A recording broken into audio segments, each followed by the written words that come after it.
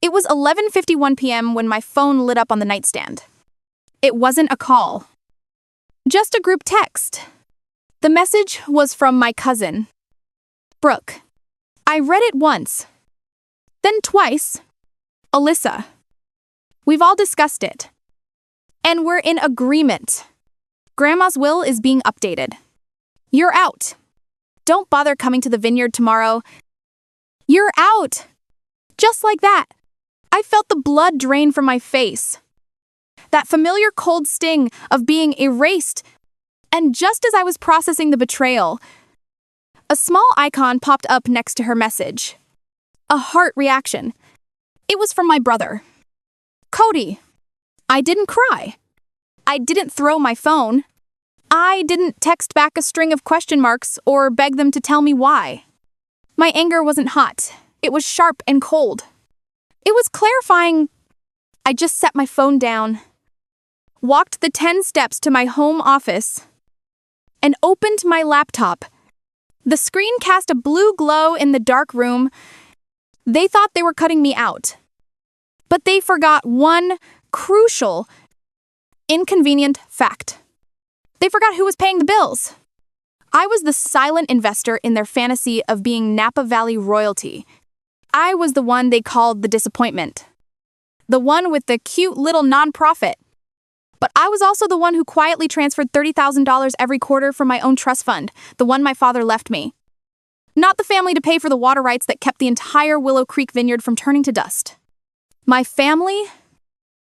They weren't business people. They were performers. They loved the idea of the vineyard, the prestige, the long shadows on the mission-style hacienda, the weight of the Willow Creek name, but they didn't like the work. They didn't like the spreadsheets, the payroll, or the astronomical cost of Napa water. I opened my bank portal. The payment was scheduled, as it always was. For 1 minute past midnight on the 1st of the month, a $30,000 lifeline. I looked at the clock. It was 2 a.m. They thought I was out. Fine. My cursor hovered over the cancel payment button. This wasn't an emotional decision. It wasn't revenge. It was accounting. They had just declared, in writing, that I was no longer a partner. So, I was no longer investing. I clicked. A small confirmation box appeared. Are you sure you want to cancel this payment? I clicked confirm. But I wasn't done. That was just stopping the bleeding. Now, it was time to see how deep the wound actually was. I opened my email. I had my grandmother's lawyer, Mr. Harrison, on speed dial for a reason. Grandma Eleanor had been sick for years, and she wasn't blind. She knew what her children were. My fingers were steady on the keyboard. The email was short. Subject urgent. Willow Creek audit. Mr. Harrison. They made their move. Brooke and Kevin just informed me I am out of the will. Please proceed with the full financial audit of the estate and all business accounts we discussed. Immediately, Alyssa, I hit send. It was 12:03 a.m. They thought they had delivered an execution. They had just handed me the axe. And I finally had the clarity to use it. I shut the laptop. And for the first time in years, I didn't feel angry. I felt balanced. The books were finally balanced. Let me explain why this wasn't cruel. It wasn't a tantrum. It was necessary. You have to understand, my grandmother, Eleanor, built Willow Creek Vineyard from absolutely nothing. She took a dusty, sun-baked patch of Napa land that everyone ignored and, through sheer force of will, turned it into a $4.5 million estate. It was her life's work. Her entire legacy. But in the last 3 years, as she got sick, my family stopped seeing it as a legacy and started treating it like a piggy bank. My uncle, Kevin, the 55-year-old day trader. He was always taking loans from the business account. Little five-figure withdrawals here and there to cover his bad stock bets. All while boasting about his killer instincts at Thanksgiving. And then there was Brooke, my 30-year-old girl boss cousin. Brooke used the vineyard's reputation, our grandmother's name, to secure investor funding for her tech startup. She'd fly in, pose for Instagram photos against the vines captioned, "Building my empire," and then complain to me about the rustic, unusable Wi-Fi. She treated the place like her personal soundstage. And me, I'm Alyssa, the 29-year-old disappointment, the one who took a vow of poverty, as Kevin called it, and to run a cute little nonprofit that helps kids with literacy. I was the one who actually showed up, not for photos, but for the work. I was the one who learned from the foreman how to test the pH of the soil, who managed the payroll for the field hands, who sat with Grandma night after night while she went over the books. You see, in our family, there's always been a very clear dynamic.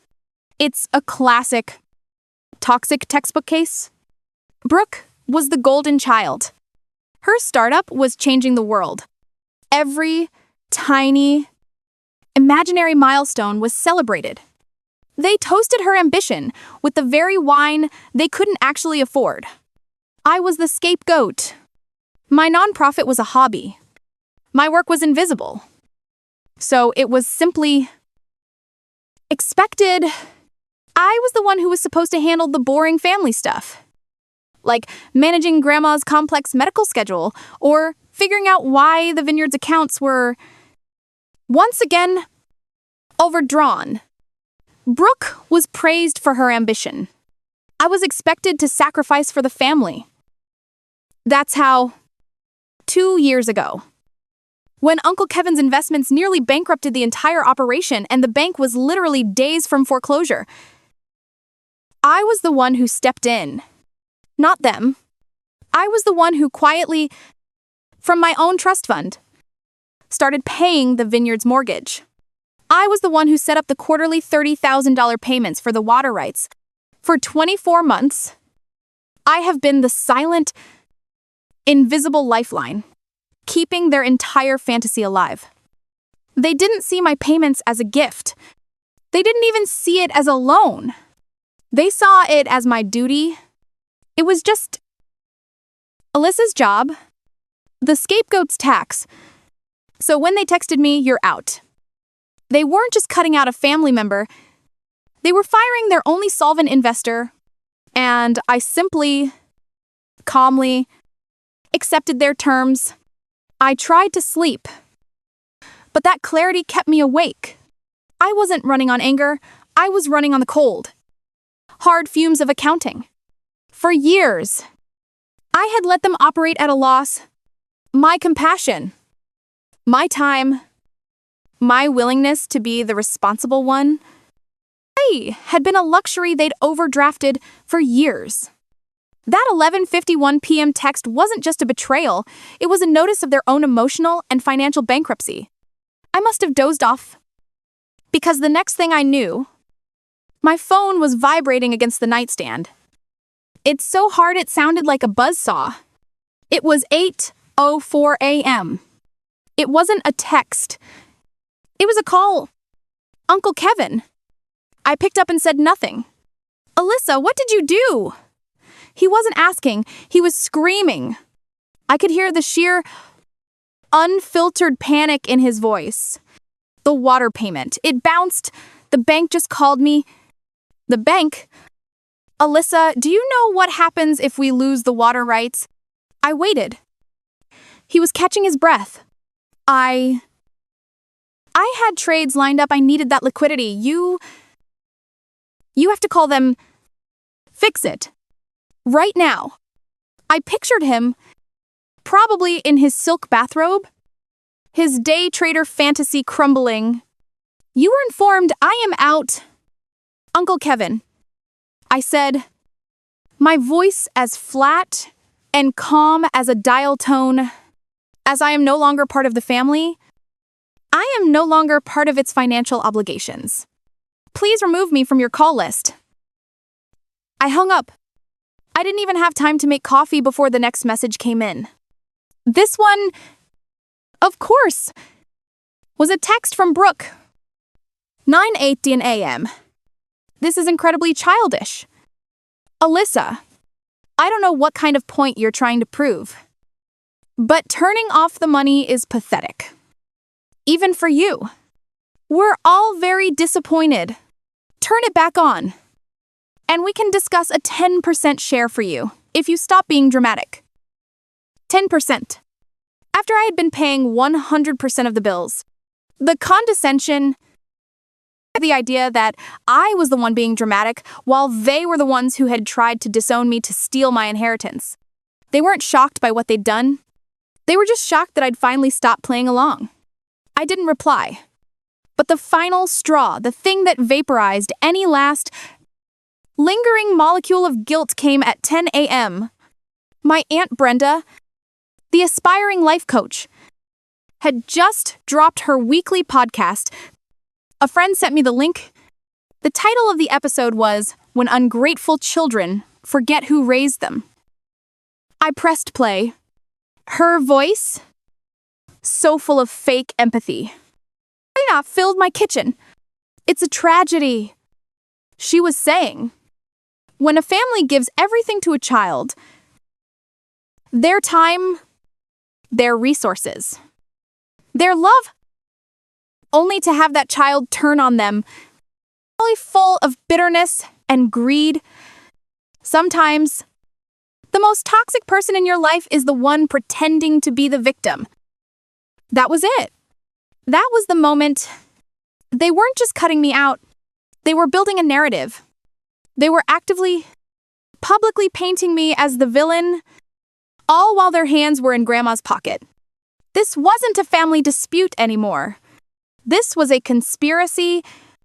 All my guilt was gone. All my hesitation vanished. They had just given me the green light to escalate, and I was going to take it. I walked into Mr. Harrison's office at 11 a.m. on the dot. His office was old-world law mahogany desk, leather-bound books, a clock that ticked loud enough to count down a life. He looked grim, his hands steepled on his desk. He looked like a man about to deliver bad news. But then, as I sat down, the corner of his mouth twitched. It wasn't quite a smile. It was something drier. Something satisfied. Alyssa, he said, his voice quiet. Before we get to the audit, I have something for you. First, from your brother. Cody? My heart clenched. Cody, the heart icon. Mr. Harrison slid a simple, black USB drive across the polished desk. He dropped this off an hour ago. He calls it the Brothers Ledger. I must have looked confused. Harrison elaborated, your brother, it seems, is a meticulous app developer. For the past year, he has been privately photographing, cataloging, and time-stamping the entire inventory of the Willow Creek wine cellar. He built a private database. He handed me a small, folded note that came with it. The handwriting was Cody's familiar, Mrs. Krau. Knew they'd try something. It read, the heart was to stay in the group chat. I'm on your side. Always. I felt a rush of air leave my lungs that I didn't even know I was holding. He wasn't with them. He was my inside man. Cody's data is precise. Mr. Harrison continued, his voice all business again. It proves, with time-stamped photographs, that exactly 6 bottles of the Founder's Reserve Vintage are missing from the cellar, bottles that were there 2 weeks ago. He also included the invoices from the private collector they were sold to, $50,000, wired directly to an account in your Uncle Kevin's name. I nodded. Theft. I had expected it. I was prepared for it. But then, Mr. Harrison's small smile vanished completely. His face went dark. Alyssa, Cody's data confirms the theft, he said, emphasizing the word. My audit found the crime. He slid a second file across the desk. This one was a bank statement.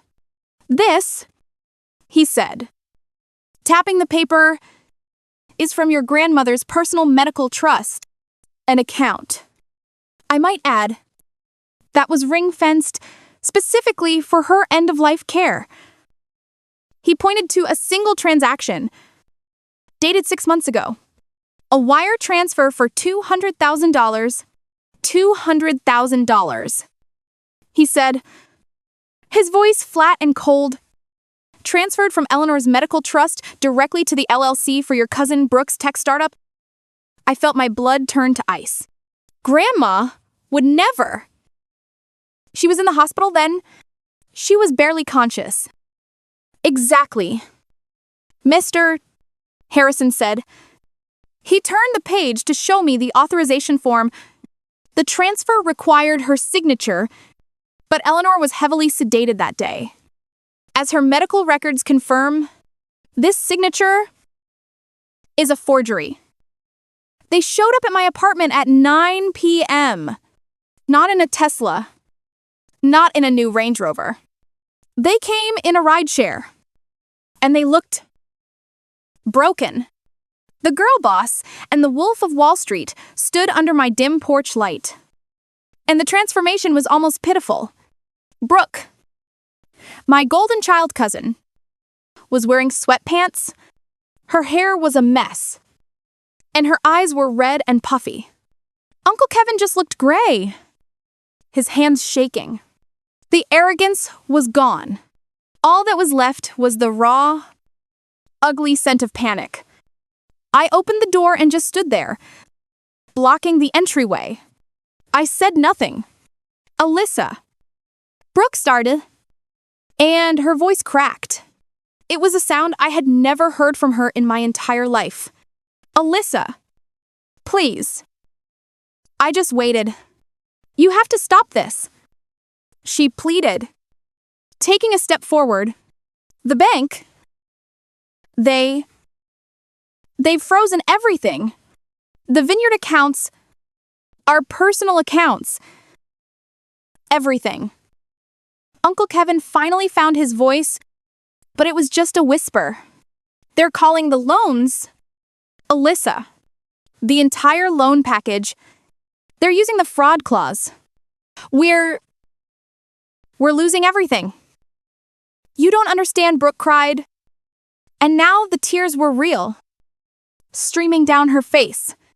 This isn't just about us. You're destroying Grandma's legacy, her whole life's work. Is this what you want? To burn it all to the ground just because you're angry? I let them finish.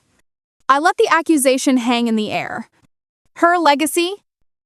I repeated, my voice as quiet as the ticking clock in Mr. Prolidio's. Harrison's office.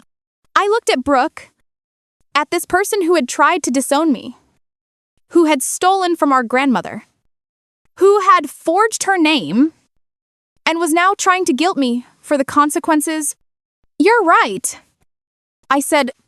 A flicker of desperate hope lit up her face. The legacy is gone, I continued, my voice cold and hard as steel. But you destroyed it. You and Kevin. You did this. You just never thought you'd be the ones to pay the bill. I turned, walked to my desk, and picked up a manila folder. I walked back to the door and handed it to Brooke. Her hands were shaking so badly she could barely take it. What is this? She whispered. That, I said, is a copy of the $200,000 forged wire transfer from Grandma's medical trust to your startup. And that, I added, pointing to the stapled cover sheet, is the police report number I filed this afternoon. I already made the call. Brooke's face went white. Uncle Kevin looked like he was going to be sick. You were so worried about the will, I said, so focused on who would get the money, that you never once stopped to read her actual final directive. The one she filed with Mr. Harrison a year ago, right after you forged her signature. She knew. Kevin stammered. She knew everything. She knew you were stealing. She knew you were plotting. She just didn't want her legacy to be a prize for you to fight over. She wanted it to be a tool. I looked at Brooke, who was staring at the forgery report as if it was a snake. Her final letter to Mr. Harrison was very specific. It contains her philosophy on what she was building. She wrote, "True justice isn't about watching others fall. It's about what you choose to build." She knew you would only tear things down, so she made sure you couldn't. The confusion on their faces was absolute. What? What are you talking about? Brooke asked. I'm talking about the Eleanor's Legacy Foundation. I said, Grandma's final directive orders the entire estate to be liquidated upon her death. The whole $4.5 million. It's not for me. It's not for you. It's to be the seed money for the foundation I'm going to run. The realization hit them like a physical blow. It wasn't about me versus them. They had never even been in the game. You weren't just stealing from me. I said, the finality settling in. You were stealing from the community. You were stealing from the kids my nonprofit serves. You stole from the very legacy you're now begging me to save. Brooke just shook her head, muttering, No. It can't be. I stepped back and put my hand on the doorknob. It's over. Brooke, you wanted me out. You got your wish. You're out. Of the will, of the vineyard, of my life. I closed the door, and the only sound left was the quiet click of the deadbolt. 6 months later, I stood on that same hill overlooking Willow Creek. But it wasn't Willow Creek anymore. The bank had liquidated everything. Just as Grandma's directive had ordered, the name was gone. The gates were sold, and a new corporate owner was already planting different grapes. The end for them was fast and clinical. Brooke's fraud case became public, and her investors vanished overnight. Her girl boss startup was torpedoed. The last I heard, she was applying for a customer support job, a remote position, taking angry calls for a cell phone company. Poetic justice. I guess Uncle Kevin, facing his own IRS investigation for the wine sale and years of undeclared loans, was forced to sell his house to pay the tax liens. He now works as a delivery driver. And me, I was standing outside the new downtown headquarters of my nonprofit, now fully funded by the $4.5 million Eleanor's Legacy Foundation. I went inside to my new office and opened my desk drawer. I pulled out the one thing Mr. Harrison had saved for me from the estate. The one thing I asked for. It wasn't jewelry, or art, or money. It was her original, handwritten blending journal from 1972, The Real Inheritance. This is for everyone who feels like they're on the fringes of their own family. The one who shows up while everyone else just shows off. Your worth is not defined by their approval. Your legacy isn't built in their validation. It's built in your quiet, consistent actions. They may not see you, but the truth always does. If this story resonated with you, please hit that like button and subscribe for more stories of justice. Until next time, I remember to be the one who builds